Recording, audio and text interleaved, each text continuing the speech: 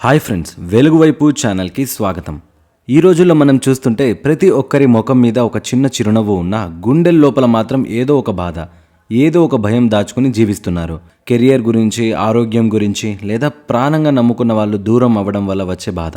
ఇలాంటి ఎన్నో ప్రశ్నలతో, కన్నీళ్లతో మనం దేవుని దగ్గరకు వెళ్తూ ఉంటాం. కానీ చాలాసార్లు మనకు అనిపిస్తుంది, దేవుడా నేను అడిగింది ఒకటి, నువ్వు ఇస్తున్నది ఇంకొకటి.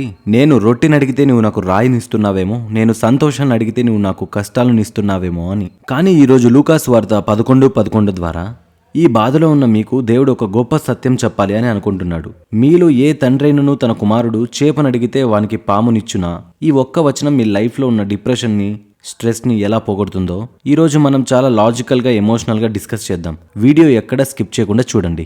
మొదటి పాయింట్, మనిషి ప్రేమకి దేవుని ప్రేమకి ఉన్న వ్యత్యాసం ఏంటి? చూడండి, ఈ లోకంలో మన తల్లిదండ్రులు మనల్ని ఎంతో ప్రేమిస్తారు. మనం ఏదైనా అడిగితే వాళ్ళకు ఉన్న దాంట్లో బెస్ట్ ఇవ్వాలని చూస్తారు. మనుషులుగా మనలో ఎన్ని లోపాలున్నా సరే, మన పిల్లల విషయానికి వస్తే మనం చాలా మంచి వాళ్ళం అవుతాం కదా.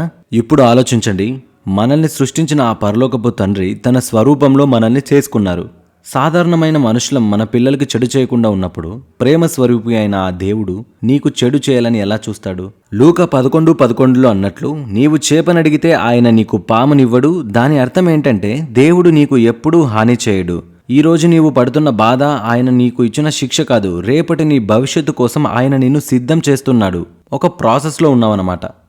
రెండవ పాయింట్, మనం అడిగేదేంటి, దేవుడు ఇచ్చేదేంటి? చాలాసార్లు మనం దేవుని దగ్గర రొట్టె అడుగుతాం. అంటే మనకు కావాల్సిన ఒక జాబ్, ఒక సక్సెస్, లేదా మనకిష్టమైన ఒక రిలేషన్. కానీ మనకు కష్టాలు ఎదురవుతున్నప్పుడు మనకు అనిపిస్తుంది దేవుడు నాకు రాయినిచ్చాడు అని.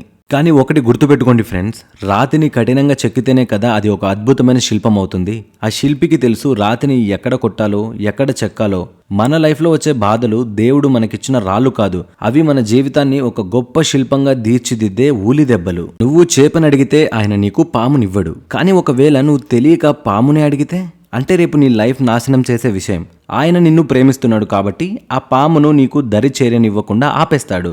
ఆ టైంలో నీ ప్రార్థనకు జవాబు రాలేదని నీకు బాధగా అనిపించవచ్చు. కానీ ఆ నిరాకరణ నీ భద్రత కోసం మాత్రమే. ఇక ఈ రోజుల్లో బాధపడుతున్న వారి కోసం ఒక మాట.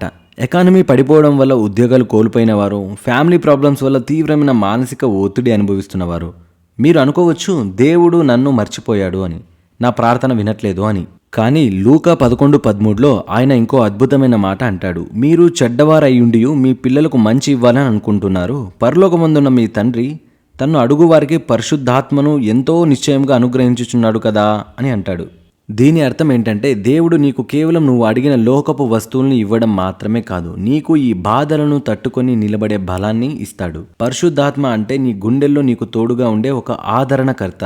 నీకు ఏమీ లేనప్పుడు కూడా, అందరూ నిన్ను వదిలేసి వెళ్ళిపోయినప్పుడు కూడా నీకు ఆ ప్రశాంతతను, ఆ ధైర్యాన్ని దేవుడిస్తాడు. కాబట్టి మీరు ఒంటరి కాదు. ఫ్రెండ్స్, లూకా 11:11 మనకు చెప్పే మెసేజ్ ఏంటంటే, తండ్రి హృదయాన్ని నమ్మండి. Trust the father's heart. ఆయన చేతుల్లో నిన్ను నీవు పూర్తిగా పెట్టుకో. నీ బాధలు, నీ కన్నీరు, నీ నిరాశలు ఆయనకు అన్నీ తెలుసు. ఆయన నీకు రాయినివ్వడు, ఆయన నిన్ను పాముతో కాటు వేయించడు. ఆయన నీకు జీవాన్ని ఇస్తాడు, అది కూడా పరిపూర్ణమైన జీవాన్ని ఇస్తాడు. నిరాశపడకు, ప్రార్థన చేయడం ఆపకు. నీ వంతు ప్రయత్నం నీవు చేయి, కానీ రిజల్ట్స్ మాత్రం తండ్రికి వదిలేయి. ఈ రోజు నుండి నీ కష్టాలను, నీ బాధలను దేవుని ప్రేమ అనే కోణంలో నుండి చూడడం మొదలుపెట్టు. ఈ వీడియో ఈరోజు బాధలో ఉండి కన్నీళ్లు పెట్టుకుంటున్న ఎవరో ఒకరి గుండెనైనా తాకింది అని నేను బలంగా నమ్ముతున్నాను.